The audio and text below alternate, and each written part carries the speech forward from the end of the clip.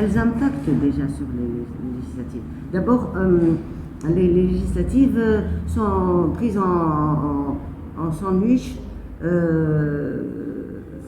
entre deux présidentielles. Et puis le choc que les électeurs ont eu les pousse à... Ils ont changé. Nous, on avait beaucoup d'électeurs sympathisants. Et cette fois, la peur leur fait changer d'idée. Ils cherchent qui est le plus fort, qui est le parti qui peut faire face. On revient un peu, la dernière fois c'était un vote utile contre Nada, et cette fois c'est un vote de la peur contre l'inconnu.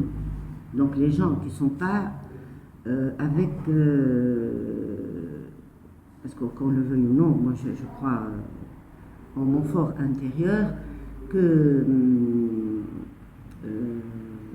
Kais Saïd n'est pas arrivé à avoir une majorité sans l'appui de jeunes révoltés qui sont déçus par rapport à ceux qui ont gouverné depuis 8 ans et par une grande majorité d'extrémistes religieux. D'ailleurs, on voit donc après le premier tour qui le soutient. Ce sont le mouvement Al-Karama qui a eu donc on voit que donc les nationalistes arabes, les islamistes, donc tout ce monde le soutient. Et donc ça fait peur. Donc quand on va vers les gens pour leur expliquer notre programme, ils nous disent qu'est-ce que vous allez faire pour ne pas laisser cette situation. Donc c'est vrai que c'est une situation très comment dirais-je bizarre. Un candidat en prison et l'autre inconnu qui ne parle pas aux gens, et on ne voit pas comment il a pu obtenir qui le soutient. Bon, c'est quelqu'un qui a été soutenu virtuellement. Alors virtuellement, ces groupes, qui sont-ils? Donc c'est quelque chose on va vers l'inconnu, avec l'un ou avec l'autre. Donc les gens ont peur et vraiment paniquent et cherchent. Est-ce que si on vote pour vous, parce qu'on a confiance en vous, on ne risque pas d'éparpiller nos voix, de perdre des voix, d'envoyer des voix dans la poubelle. Et là, ça marque déjà. Donc on ne va pas attendre le deuxième tour, parce que le deuxième tour va arriver après les législatives. Donc déjà, on ressent sur le terrain cette peur.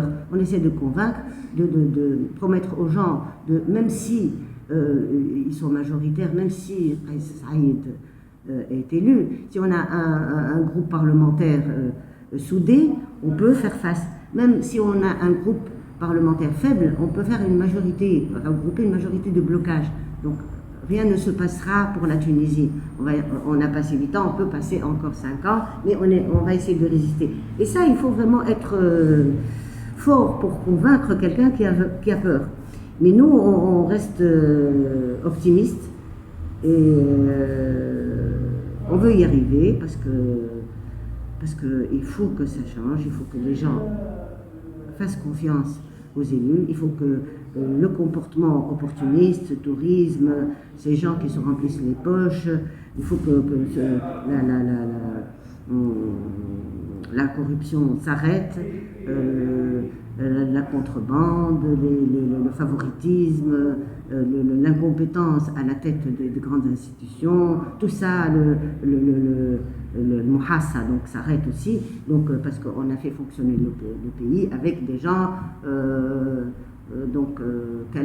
on se partage les ministères, et c'est pas une façon de gérer un pays et de faire avancer les choses après une révolution, un pays qui sort d'un stress et des gens qui sont déçus de ce qui s'est passé avant et qui veulent le changement.